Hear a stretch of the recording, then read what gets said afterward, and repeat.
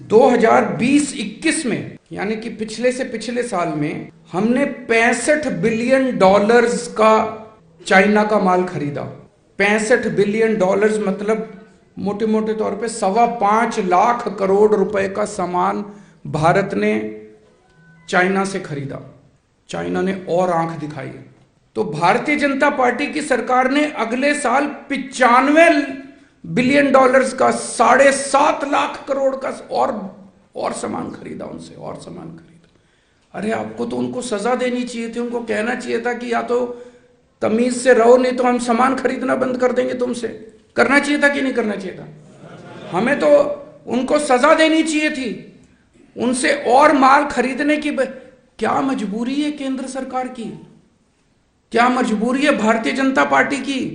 एक तरफ हमारे बॉर्डर पे सैनिक जान दे रहे हैं और दूसरी तरफ ये चाइना को इनाम पे इनाम देते जा रहे हैं, चाइना से और माल खरीद रहे हैं, और माल खरीद रहे हैं। क्यों? हमारे सैनिकों की जान की कोई कीमत नहीं है क्या? और माल क्या खरीदते हैं? चप्पलें इंपोर्ट हो रही है, कपड़े इंपोर्ट हो रहे हैं, खिलौने इंपोर्ट हो रहे हैं। ये हम नहीं बना सकते? चप्पलें हम नहीं बना सकते? कपड़े हम नहीं बना सकते? वहां से चश्मे इंपोर्ट हो रहे हैं।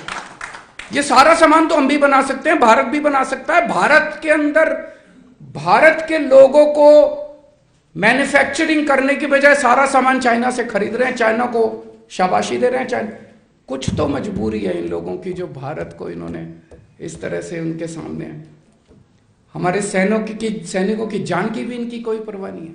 कहते हैं चाइना से माल सस्ता आता है। अरे नहीं चाहिए हमको सस्ता माल, हम भारत का माल खरीद लेंगे चाहे कितने में भी बने। हमारे भारत के लोग जो हैं वो कट्टर देशभक्त हैं, अपने सैनिकों की जान की कीमत है हमारे लिए। हमें नहीं चाहिए चाइना का सस्ता माल। डबल कीमत पे भी अगर हमारे देश के अंदर माल बनेगा, हम डबल कीमत पे खरीद लेंगे अपने देश से माल। लेकिन चाइना से माल खरीदना बंद करो। आज मैं इस मंच के जरिए भारत के लोगों से अपील करता हूं कि चाइना के माल का बॉयकॉट करना शुरू करो।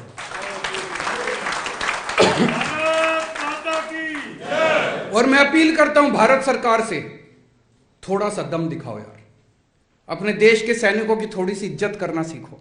भारतीय जनता पार्टी से अपील करता हूं, इस तरह से अपने को गिरवी मत रखो, इस तरह से चाइना के सामने अपना सर मत झुकाओ। ये पार्टी जिस तरह से चाइना के सामने सर झुका रही है, भारत पूरा देश को एक साथ लो, एक एक भारतीय चाइना का सामान बायकॉट। और ये आने वाला ये 21वीं सदी है, यहां पे कोई ऐसा नहीं है कि एक देश दूसरे देश की जमीन पे कब्जा कर लेता है। ये सारा इकोनॉमी का खेल होता है, सारा व्यापार का खेल है। जिस दिन हमने चाइना को आंख दिखानी शुरू कर दी और ये $95 बिलियन का इंपोर्ट जो हम चाइना से कर रहे हैं, ये इंपोर्ट हमने करना बंद कर दिया, चाइना को अपनी औकात पता चल जाएगी। $95 बिलियन 7.5 लाख करोड़ कोई कम नहीं होता। और हम अपने देश में क्यों नहीं बना रहे माल? चप्पलें बना सकते हैं, खिलौने बना सकते हैं, चश्मे बना सकते हैं, कपड़े बना सकते हैं। जो माल मैं लिस्ट देख रहा था, सारा माल जो चाइना से आया है। और मैंने कई आर्टिकल्स पढ़े, अखबारों में खबर छपी है कि 90% से ज्यादा माल जो चाइना से हम मंगवा रहे हैं, ये सारा का सारा माल इंडिया के अंदर बन सकता है। इंडिया में क्यों नहीं बनाते? इंडिया में इन्होंने हमारे देश के लोगों की हालत इतनी पतली कर दी कि बड़े बड़े उद्योगपति अब देश छोड़ छोड़ के जा रहे हैं। बता रहे हैं पिछले 5-7 साल के अंदर 12.5 लाख लोग भारत छोड़ के चले गए। किसी के पीछे ईडी छोड़ देते हैं, किसी के पीछे सीबीआई छोड़ देते हैं, किसी के पीछे किसी को काम ही नहीं करने देते। जितने हाई नेटवर्थ इंडिविजुअल्स हैं, हाई नेटवर्थ इंडिविजुअल्स मतलब जिनके पास पैसा है, उद्योगपति है, बड़े बड़े व्यापारी हैं, सब लोग देश छोड़ छोड़ के जा रहे हैं। दुखी हो गए हैं लोग, दुखी कर दिया लोगों के ऊपर फर्जी केस कर करके। जितने चोर उचक्के हैं उनको नहीं पकड़ेंगे, चोर उचक्कों को अपनी पार्टी में शामिल कर लेंगे, चोर उचक्कों को संरक्षण देंगे। और जो ईमानदारी से काम करना चाहता है इस देश के अंदर, ईमानदारी से उद्योग चलाना चाहता है, ईमानदारी से इंडस्ट्री चलाना चाहता है, ईमानदारी से व्यापार करना चाहता है, उसके पीछे ईडी छोड़ देंगे, उसके पीछे सीबीआई छोड़ देंगे। वो बेचारा हाथ जोड़ के देश छोड़ के चला गया। इधर चाइना को चाइना से हाथ मिलाते हैं, लेकिन जो लोग हमारे देश के अंदर व्यापार कर सकते हैं, उद्योग लगा सकते हैं, मैन्युफैक्चरिंग कर सकते हैं, देश के बच्चों को रोजगार दे सकते हैं, उनके पीछे ईडी छोड़ दी, वो सारे देश छोड़। ऐसे देश कैसे आगे बढ़ेगा? आप इस सब की मैन्युफैक्चरिंग लगाओ। पूरी दुनिया के अंदर जितने इंडियंस हैं, भारत के जितने लोग पूरी दुनिया के अंदर, सबको ले आओ इंडिया में, सबको बोलो इन्वेस्ट करो, हम आपको फैसिलिटीज देंगे, हम आपको जमीन देंगे, हम आपको सारी फैसिलिटीज देंगे, इंडिया में आके मैन्युफैक्चरिंग करो।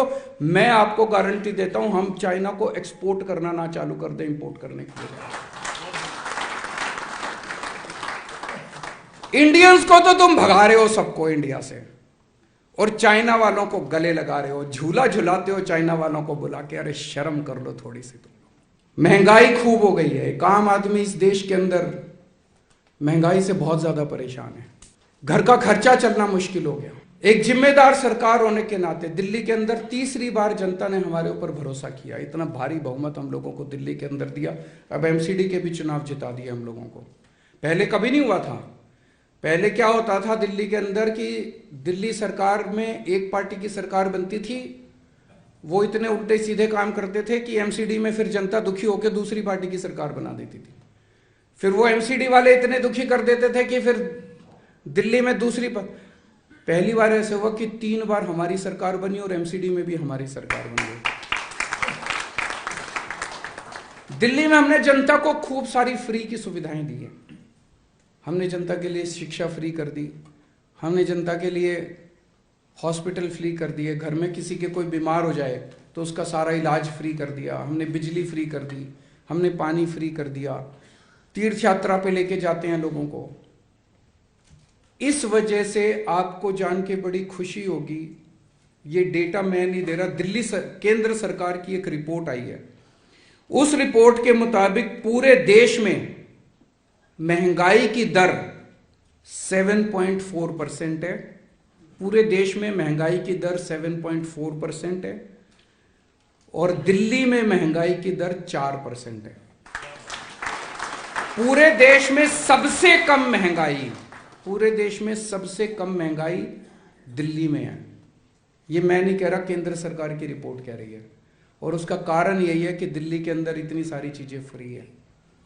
दिल्ली देश का सबसे बड़ा शहर है और हम सोच सकते हैं कि शहरों में नेचुरली महंगाई होती है। आप किसी भी बड़े शहर में चले जाओ तो कहा जाता है ना कि शहर में तो महंगी चीजें हैं, गांव में तो सस्ती चीजें हैं, शहर में तो महंगी चीजें। तो दिल्ली में तो सबसे ज्यादा महंगी होनी चाहिए थी पूरे देश में। दिल्ली तो देश की राजधानी है, सबसे बड़ा शहर है, सबसे ज्यादा चीजें महंगी दिल्ली में होनी चाहिए थी। सबसे सस्ती दिल्ली है पूरे देश के अंदर, सबसे सस्ती। ये भी एक मॉडल है अपने आप में, दुनिया के लिए मॉडल है। और सबसे में ज्यादा महंगाई कहां है? उत्तर प्रदेश, मध्य प्रदेश और गुजरात में 8% महंगाई है। भारतीय जनता पार्टी के सारे राज्यों में सबसे ज्यादा महंगाई है और दिल्ली में सबसे कम महंगाई है। तो महंगाई कम हो तो सकती है, शर्त एक ही है, आम आदमी पार्टी जैसी एक ईमानदार सरकार होनी चाहिए। बेरोजगारी से पूरा देश बड़ा दुखी है।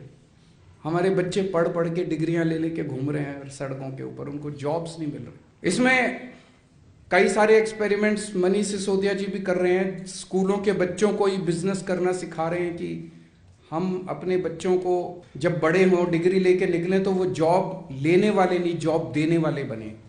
उसमें समय लगेगा, लेकिन हमारी सरकार ने दिल्ली के अंदर पिछले 5-7 साल के अंदर 12 लाख बच्चों के लिए रोजगार तैयार किए हैं। 12 लाख बच्चों को रोजगार तैयार।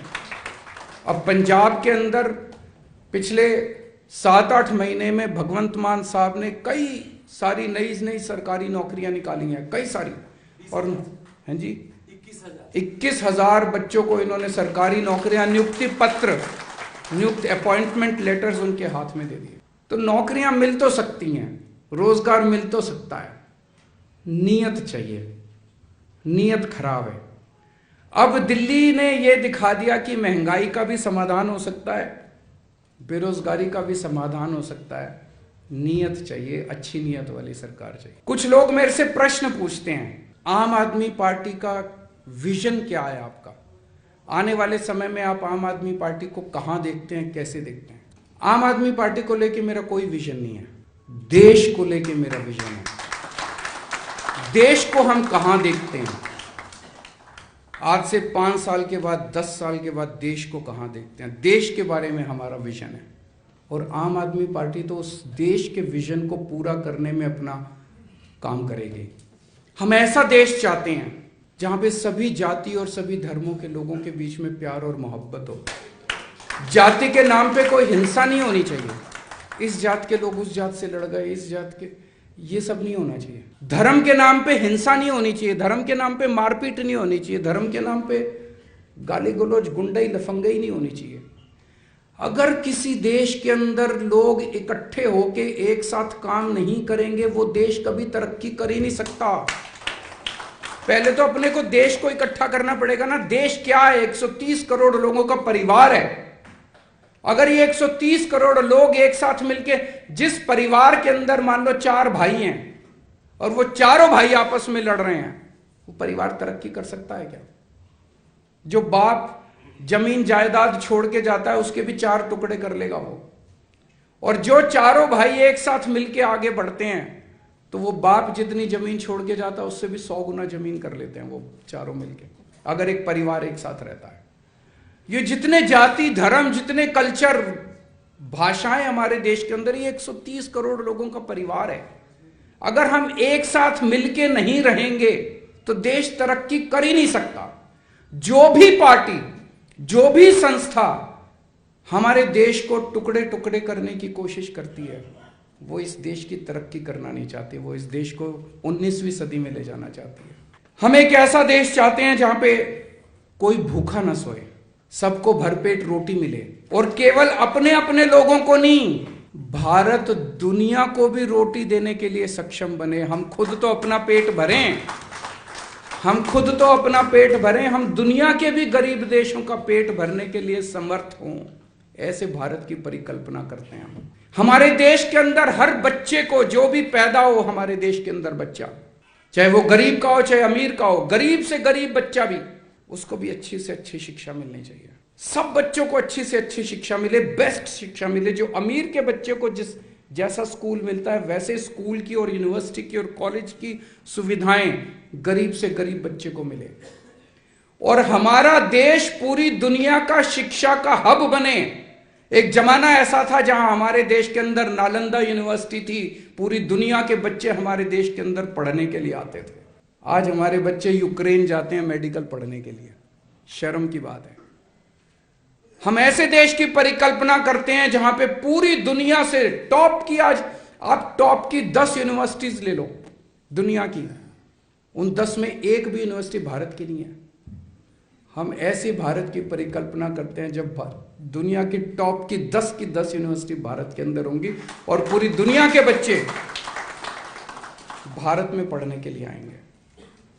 हम ऐसे भारत की परिकल्पना करते हैं, अगर कोई बीमार होगा हमारे देश के अंदर, तो उसको अच्छे से अच्छा इलाज, बेस्ट इलाज मिलना चाहिए। आज जैसे सरकारी अस्पतालों की हालत है, ये हालत सुधारनी है। दिल्ली में सुधार के दिखाई है, मान साहब अब पंजाब में लगे हुए हैं।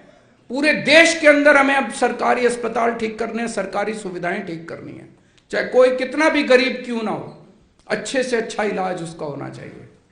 और हम ये केवल भारत के लोगों के लिए नहीं, पूरी दुनिया के अंदर लोग अपना इलाज कराने के लिए भारत के अंदर आए, ऐसे अस्पताल हम तैयार करेंगे इस देश के अंदर। साइंस और टेक्नोलॉजी के अंदर भारत दुनिया का नंबर 1 देश बन सकता है। आज अमेरिका की बड़ी बड़ी यूनिवर्सिटीज उठा के देख लो, जितनी MIT ये सब जितनी है, नासा उठा के देख लो, भारत के लोग भरे पड़े हैं वहां। उनको बाहर क्यों जाना पड़ता है? वो अपने देश के अंदर रिसर्च क्यों नहीं कर सकते? कर सकते हैं।